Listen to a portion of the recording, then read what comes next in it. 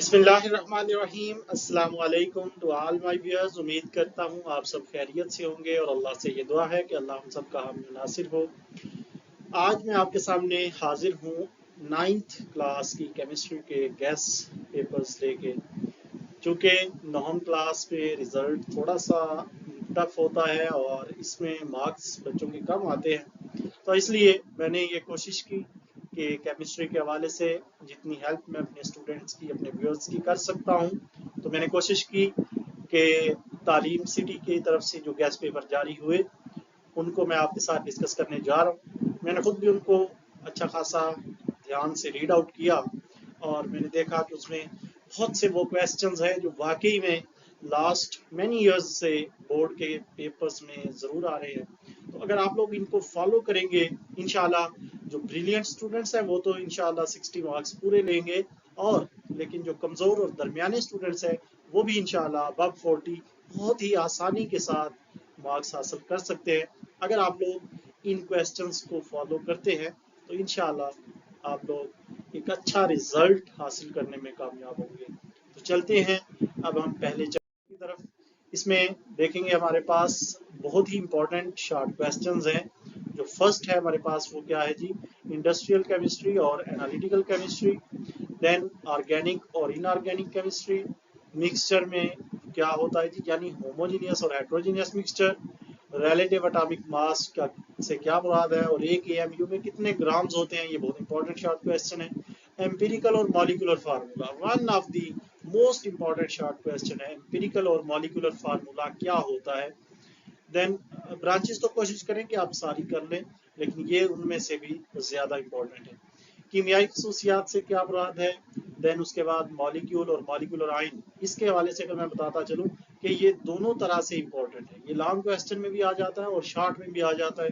Long में क्योंकि इसके 5 पॉइंट्स बन रहे होते हैं, इसलिए ये लॉन्ग क्वेश्चन के तौर पे भी आ सकता है।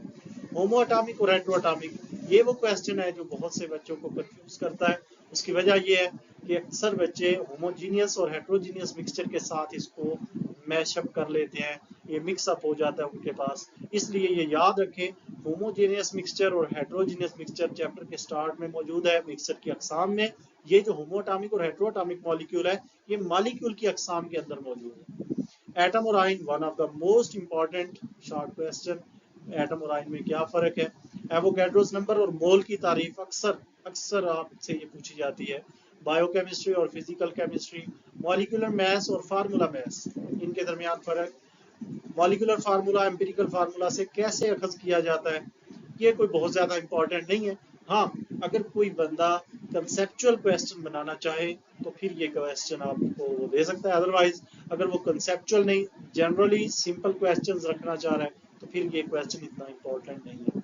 मोल से क्या मुराद है, और आमतौर पर मोल्स की तादाद पूछी नहीं जाती, लेकिन ये भी उसी हवाले से है कि अगर कोई बंदा कंसेप्चुअल पेपर बना रहा है, कंसेप्ट आपका देखना चाह रहा है, तो फिर वो ये न्यूमेरिकल टाइप का कोई क्वेश्चन छोटा मोटा दे सकता है। और ये तो बिल्कुल सिंपल सा है कि 9 ग्राम पानी है या कार्बन है, उसमें मोल्स की तादाद आप मालूम कर लें इन दोनों के हवाले से, चाहे वो पानी की दे दे चाहे वो कार्बन की दे दे।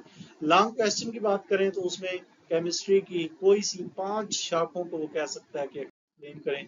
देन उसके अलावा जो कंपाउंड और मिक्सचर में फ़र्क, one of the most important long question के तौर पे कि 5 फ़र्क वो कह सकता है, कोई से 5 फ़र्क लिखें आप।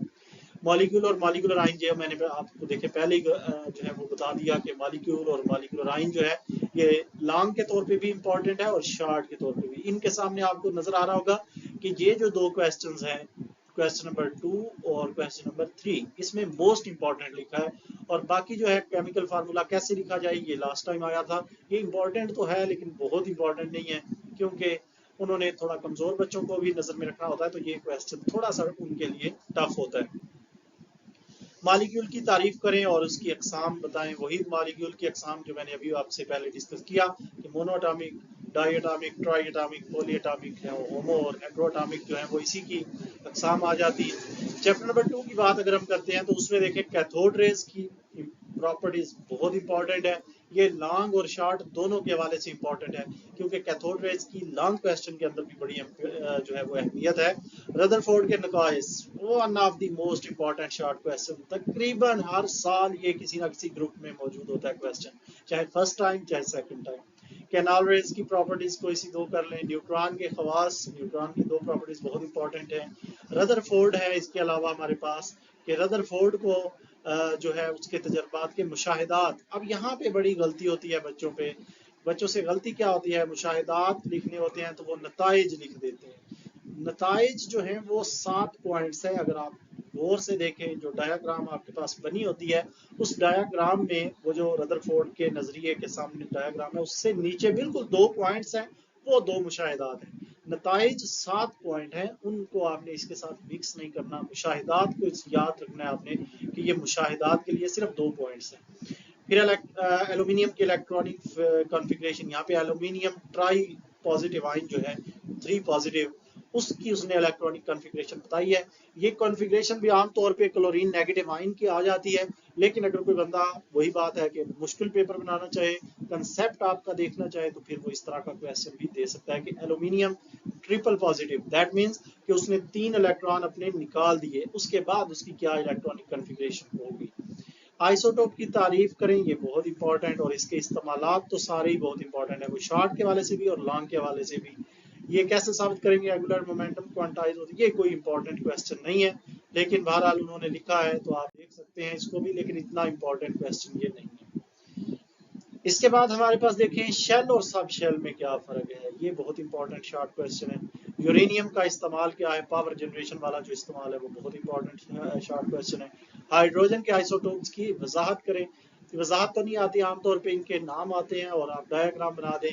डायग्राम आपके पास सिंपल है, एक में प्रोटॉन है ही नहीं, प्रोटॉन तो सब में है, एक में न्यूट्रॉन नहीं है, प्रोटॉन है, एक में एक प्रोटॉन एक न्यूट्रॉन, और तीसरा जो है उसमें 2 न्यूट्रॉन और 1 प्रोटॉन है। तो ये सिंपल सी डायग्राम होती है, आपके पास बनी हुई है। पावर जनरेशन और रेडियोथेरेपी में क्या इस्तेमाल है ये लिखें। कार्बन डेटिंग की तारीफ, काफी इंपॉर्टेंट तारीफ है ये। इसके अलावा कार्बन और क्लोरीन की इलेक्ट्रॉनिक, ये ज्यादा इंपॉर्टेंट है एज कम्पेयर टू एल्यूमिनियम के, ये क्वेश्चन ज्यादा इंपॉर्टेंट है। तो इलेक्ट्रॉनिक कॉन्फ़िगरेशन की तारीफ करें। इसके अलावा KLMN में इलेक्ट्रॉन की तादाद बता दी, ये तो बिल्कुल आसान सा क्वेश्चन है अगर आपने इसको देखा हो गौर से।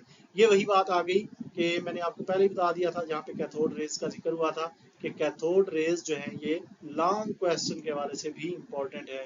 इसके अलावा प्रोटॉन की डिस्कवरी और प्रोटॉन या कैनाल रेज की प्रॉपर्टीज बताएं।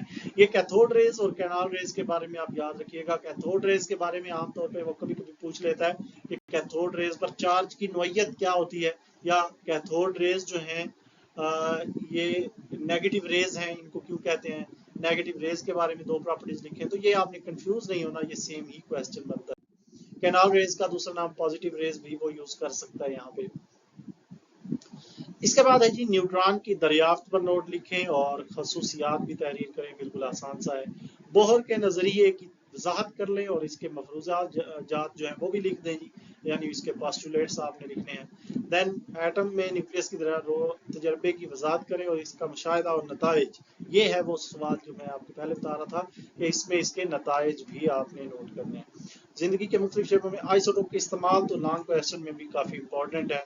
इसके अलावा जी न्यूलैंड का तीसरा चैप्टर देखते हैं।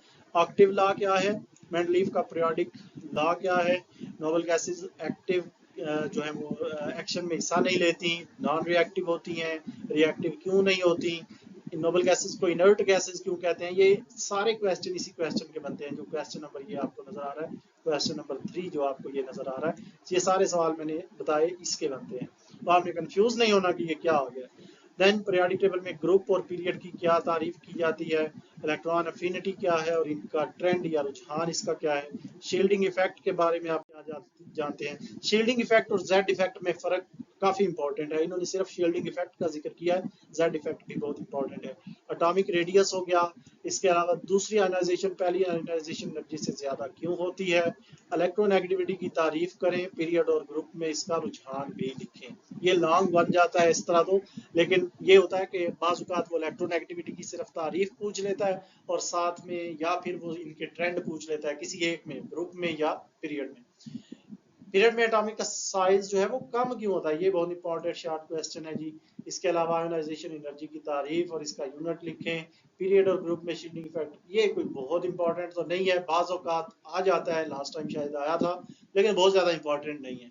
ज़्यादा इंपॉर्टेंट वही है आयोनाइजेशन एनर्जी जो है उसका ट्रेंड और उसका रुझान, और इलेक्ट्रॉन अफिनिटी जो है उसका रुझान लिखें। जदीद periodic law, modern periodic law की तारीफ आपने करनी होती है। देन डोब्राइनर के ट्राइएड्स, ये बहुत इंपॉर्टेंट शॉर्ट क्वेश्चन है हमारे पास।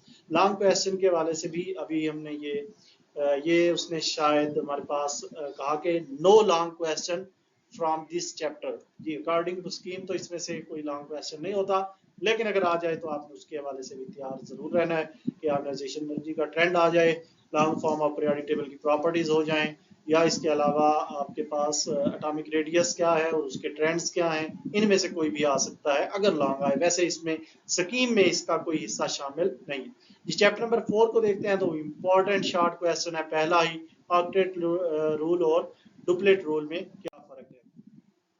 देन एटम केमिकल बॉन्ड क्यों बनाते हैं, इसमें से आप यही देखिएगा चैप्टर नंबर 4 और चैप्टर नंबर 5 चार शॉर्ट क्वेश्चन होंगे इसमें से, तो आप इनको जरा गौर से करें क्योंकि किसी एक चैप्टर को आप करते हैं तो 4 शॉर्ट क्वेश्चन आप अच्छे से कर सकते हैं। पोलर और नॉन पोलर कोवेलेंट बॉन्ड के दरमियान फर्क, बर्फ पानी पर क्यों तैरती है, ये तो हर साल किसी ना किसी टाइम पे, चाहे फर्स्ट टाइम चाहे सेकंड टाइम जरूर आ रहा होता है। इंटरमॉलिक्यूलर फोर्सेस, इसके अलावा आयनिक कंपाउंड की खसूसियात, अच्छे कंडक्टर मेटल्स अच्छी कंडक्टर क्यों होती हैं, और ये यहाँ पे बता दूं कि मेटल्स अच्छी कंडक्टर क्यों होती हैं और आयनिक कंपाउंड अच्छे कंडक्टर क्यों होते हैं। ये सवाल दोनों जो है इनमें से कोई ना कोई एक आता है क्योंकि इनमें कंफ्यूजन बहुत है। आयनिक कंपाउंड आज़ाद आयंस की वजह से होते हैं और जो मेटल्स हैं वो आज़ाद इलेक्ट्रॉन्स, मोबाइल इलेक्ट्रॉन्स जो हैं उनकी वजह से अच्छे कंडक्टर होते हैं, तो ये याद रखिएगा। कोवेलेंट बॉन्ड पोलर क्यों बन जाता है, लोन पेयर और बॉन्ड पेयर में फ़र्क, one of the most important short question है। पोलर और नॉन पोलर कंपाउंड बहुत इंपॉर्टेंट है। डाइपोल डाइपोल फोर्सेस क्यों पाई जाती हैं, ये कोई बहुत ज़्यादा इंपॉर्टेंट नहीं है लेकिन फिर भी कंसेप्चुअल हवाले से आ सकता है। इलेक्ट्रॉन की कमी की वजह क्या है BF3 में, ये भी कोई बहुत इंपॉर्टेंट नहीं है। कोवेलेंट कंपाउंड की प्रॉपर्टीज को ज़रा अच्छे से आपने याद करना है, 2 पॉइंट्स कम से कम। इसके अलावा ये जो डेफिनेशंस हैं आमतौर पे बहुत ही इंपॉर्टेंट है। Single covalent bond, double covalent bond, triple हो गया, आयोनिक बॉन्ड हो गया, पोलर कंपाउंड और हाइड्रोजन बॉन्डिंग, ये बहुत इंपॉर्टेंट शॉर्ट क्वेश्चन है जी। लॉन्ग क्वेश्चन की बात करें तो one of the most important coordinate covalent bond और आयोनिक बॉन्ड बहुत इंपॉर्टेंट है कि इसकी वजाहत करें जी सोडियम क्लोराइड की एग्जांपल देके। कोवेलेंट बॉन्ड की तारीफ कर लें और इसकी मिसालों से इसकी अकसाम बयान करें, ये हो गया। पोलर और नॉन पोलर की वजाहत कर दें, ये वो सवाल है जो बहुत इंपॉर्टेंट है। आयोनिक कंपाउंड की उसकी मिसाल के जरिए से आपने जो है वो एक्सप्लेनेशन करनी होती है, वजाहत करनी होती है। हाइड्रोजन बॉन्डिंग क्या है, ये किस तरह से आपके लिए ज़रूरी है या कंपाउंड्स में इसका क्या अमल है। पांचवा चैप्टर अगर हम देखते हैं जी, डिफ्यूजन और एफ्यूजन में क्या फ़र्क है, स्टैंडर्ड एटमॉस्फेरिक प्रेशर इसके यूनिट्स, बॉयल का कानून, हिसाबी मसावात लिखिए। ये लॉन्ग और शॉर्ट दोनों के हवाले से इंपॉर्टेंट है, चार्ल्स का कानून भी और बॉयल का कानून भी, ये बहुत इंपॉर्टेंट है। वेपरेशन ठंडक पैदा करने वाला अमल क्यों है, वेपरेशन की तारीफ, बॉइलिंग पॉइंट और फ्रीजिंग पॉइंट, देन एलोट्रॉपी और उसकी मिसालें। ये ATM यानी एटमॉस्फेरिक में चेंज करना है आपने, सेंटीमीटर मरकरी है आपको दिया हुआ, 70 सेंटीमीटर मरकरी को, ये बहुत इंपॉर्टेंट नहीं है। अगर वो न्यूमेरिकल वैल्यूज देता है फिर चले आप कह सकते हैं, बहरहाल बहुत इंपॉर्टेंट क्वेश्चन ये नहीं है। और इसके बाद हमारे पास है जी एब्सोल्यूट टेम्परेचर। एब्सोल्यूट टेम्परेचर की तारीफ क्या है, जिसे आप जिसपे वो आप कहते हैं कि आइडियल गैसेस का वॉल्यूम जो है वो कितना हो जाता है, 0 हो जाता है। एफ्यूजन और डिफ्यूजन में फ़र्क, ये बहुत इंपॉर्टेंट है। डिफ्यूजन के अवामल के नाम लिखिए या इनको एक्सप्लेन करना हो तो फिर वो लॉन्ग क्वेश्चन बन जाएगा। डिफ्यूजन के जो फैक्टर्स हैं उनके नाम शॉर्ट में आते हैं और उनको एक्सप्लेन करना जो है वो लॉन्ग क्वेश्चन बन जाता है। वेपर प्रेशर और उसके अवामल वो भी इसी तरह से है, इसका टेम्परेचर का क्या असर है इनके ऊपर। अमार्फस और क्रिस्टलाइन ठोस की तारीफ कर लें जी, ये आपने बताना होता है, ये बहुत important short question. Transition temperature भी बहुत इंपॉर्टेंट है। इवेपोरेशन और कंडेंसेशन में फ़र्क, बॉइलिंग और मेल्टिंग पॉइंट में फ़र्क। इस लॉन्ग क्वेश्चन की बात करते हैं तो वो वही है हमारे पास, बॉयल का कानून और इसकी मसावात। तजर्बाती तस्दीक कम आती है, आ भी जाए तो फिर आप आसानी से उसको जनरलाइज करके लिखें, अदरवाइज कम है कि चांसेस होते हैं कि आपके पास तजर्बाती तस्दीक इनकी आए। ये चार्ल्स का कानून हो गया। उसके बाद डिफ्यूजन और उसके अवामल, वेपर प्रेशर और उसके अवामल, देन बॉइलिंग पॉइंट और उसके अवामल।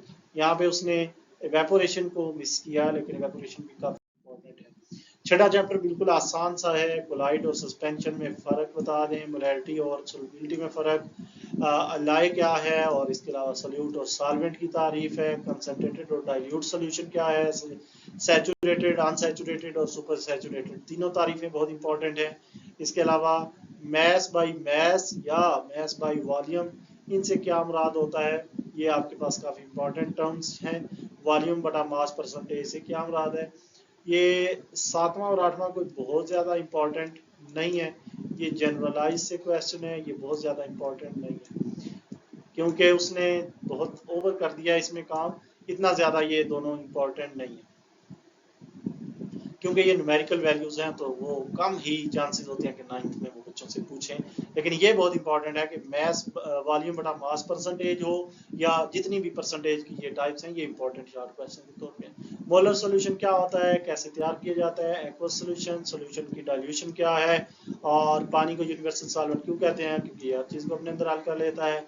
लाइक डिजॉल्व लाइक का क्या मतलब है, वो 3 पॉइंट्स हैं ये, और सस्पेंशन की तारीफ, और उसमें वो मिक्सचर क्यों नहीं होते, और इसमें से लॉन्ग क्वेश्चन जो है वो नहीं है। देन हमारे पास है जी इसके चैप्टर नंबर 7 के क्वेश्चंस हैं कि इलेक्ट्रॉन के हवाले से ऑक्सीडेशन की तारीफ कर लें। ऑक्सीडेशन और रिडक्शन की तारीफ तो वैसे ही बहुत इंपॉर्टेंट शॉर्ट क्वेश्चंस हैं। देन उसे ऑक्सीजन के हवाले से कर लें, किसी भी तरह से कर लें, 3 तरीके से है, ऑक्सीजन के हवाले से, इलेक्ट्रॉन के हवाले से, या हाइड्रोजन के हवाले से। ये वैलेंसी और ऑक्सीडेशन स्टेट में क्या फर्क है, बहुत ही इंपॉर्टेंट शॉर्ट क्वेश्चन। देन ताकतवर और कमजोर इलेक्ट्रोलाइट्स, इलेक्ट्रोलाइट और नॉन इलेक्ट्रोलाइट, एनोड और कैथोड में क्या फर्क है, बहुत इंपॉर्टेंट शॉर्ट क्वेश्चन है जी ये साल्ट ब्रिज क्या है और इसका फंक्शन क्या है, गैल्वेनाइजिंग क्या है, क्यों की जाती है, ये वो जिंक वाला हिस्सा है, जिंक कोटिंग जो है उसे हम गैल्वेनाइजिंग कह रहे होते हैं। इलेक्ट्रोप्लेटिंग क्या है और इसका असूल क्या है, ये बहुत इंपॉर्टेंट शॉर्ट क्वेश्चन है, यहाँ पे उसने असूल का जिक्र नहीं किया, इसलिए उसको भी आपने ऐड कर लेना। क्रोजन और रस्टिंग में आप बताएं जी क्या फर्क है, बिल्कुल आसान सा क्वेश्चन। ऑक्सीडाइजिंग और रिड्यूसिंग एजेंट में क्या फर्क है, इलेक्ट्रोलिटिक और गैल्वानिक सेल में दो फर्क बहुत इंपॉर्टेंट है, ये लॉन्ग के तौर पे भी हो सकता है जी, 4 फर्क लिखने पड़ सकते हैं। इलेक्ट्रोकेमिकल सेल की तारीफ बताएं, 2 तारीफें आप एक भी लिखते हैं तो ठीक हो जाती है। ऑक्सीडेशन नंबर की तारीफ कर लें, और किसी न्यूट्रल का ऑक्सीडेशन नंबर क्या होता है, न्यूट्रल का तो 0 होता है, आपको पता होना चाहिए, तमाम जो चार्जेस होते हैं उनका मजमूआ 0 हो जाता है न्यूट्रल मॉलिक्यूल के अंदर। देन रेडॉक्स रिएक्शन और रिडक्शन रिएक्शन जो है इसमें क्या फ़र्क है, इनकी तारीफ लिख दें, मिसाल भी दे दें। इलेक्ट्रोलाइसिस क्या है, उसके बाद ये कुछ उसने जिक्र किया यहाँ पे, ये जितने भी हैं हमारे पास, कि इनके ऑक्सीडेशन नंबर मालूम करें।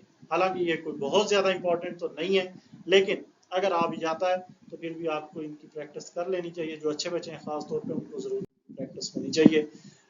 लॉन्ग के हवाले से देखते हैं तो इलेक्ट्रोलिटिक और गैल्वेनिक सेल में फ़र्क बता दें, साल्ट ब्रिज की तारीफ करते हैं, क्योंकि 5 नंबर होते हैं पहले पार्ट के, तो इसलिए यहाँ से तारीफ का 1 नंबर और 4 ये फ़र्क 5 नंबर पूरे हो जाते हैं। इलेक्ट्रोलाइसिस की तारीफ करें, पानी की इलेक्ट्रोलाइसिस बयान कर लें। उसके बाद ऑक्सीडेशन स्टेट से क्या मुराद है, और ऑक्सीडेशन नंबर के जो कवायद हैं यानी रूल्स हैं कि किस तरह आप किसी चीज़ को ऑक्सीडेशन नंबर अलॉट करते हैं, वो रूल्स क्या हैं वो लिखने होंगे। इलेक्ट्रोप्लेटिंग क्या है हमारे पास, इलेक्ट्रोप्लेटिंग की तारीफ करें, सिल्वर और क्रोमियम में ये कैसे की जाती है। ब्राइन से सोडियम हाइड्रोक्साइड की तैयारी यानी नेल्सन का तरीका, ये भी इंपॉर्टेंट है, और रिफाइनिंग का तरीका भी काफ़ी इंपॉर्टेंट है। लास्ट चैप्टर हमारे पास है चैप्टर नंबर 8, उसके अंदर अगर हम देखते हैं उसकी शॉर्ट क्वेश्चंस को, सबसे पहले मेटल की 2 तबई और कीमियाई 2 खसूसियात देख लें, और उसके अलावा नॉन मेटल्स की 2 देख लें, तबई और कीमियाई खसूसियात। कैल्शियम, मैग्नीशियम, सोडियम, इनके इस्तेमाल कोई से 2 कर लें, जाके आसान होने चाहिए, कुछ पॉइंट्स इतने टफ भी हैं, लेकिन आपको इसे 2 पॉइंट कर लें ताकि शॉर्ट क्वेश्चन के तौर पे आप इनको सॉल्व कर सकें। गोल्ड और सिल्वर की कोई से 2 इस्तेमालात लिखें, गोल्ड की 2 खसूसियात लिखें, और मेटल की रिएक्टिविटी जो है वो ग्रुप में बढ़ती क्यों, रिएक्टिविटी क्यों बढ़ती है जी, वो बताना है आपने नीचे की तरफ। और उसके बाद हमारे पास है कि 22 और 24 कैरात सोने में क्या फ़र्क है, बहुत इंपॉर्टेंट शॉर्ट क्वेश्चन है कि 22 कैरात और 24 कैरात सोने का क्या मतलब है। उसके बाद है जी मेटल और नॉन मेटल में फ़र्क। मैं सॉरी तेज़ बोल रहा हूँ, थोड़ा तेज़ी से पढ़ रहा हूँ ताकि आपका टाइम भी कम हो, क्योंकि इतनी लंबी वीडियोस देखने से फिर हम लोग उकता भी जाते हैं, तो इसलिए अब मैं ज़रा जल्दी जल्दी बताने की कोशिश कर रहा हूँ ताकि वाइंड अप हो सके ये जल्दी ही। इसके बाद आ जाता है जी हमारे पास प्लेटिनियम के 2 इस्तेमालात आपने लिखने हैं। प्लाटीनियम के 2 इस्तेमाल लिख दें, या मोटर गाड़ियों में प्लाटीनम जो है उसको कैटालिस्ट के तौर पे क्यों इस्तेमाल किया जाता है ये बता दें। तो बहरहाल 2 इस्तेमालात ही आप करें, हेलोजन की तारीफ बता दें और कोई से 4 हेलोजन जो भी आप ग्रुप नंबर 7A या 70वां ग्रुप आप कह लें, 17 नंबर ग्रुप जो है जिसमें फ्लोरीन, क्लोरीन, ब्रोमीन और आयोडीन और एस्टाटीन वगैरह ये हेलोजन्स हैं। और उसके बाद इनके कोई से 4 के जो हैं वो आपने नाम भी लिखने हैं।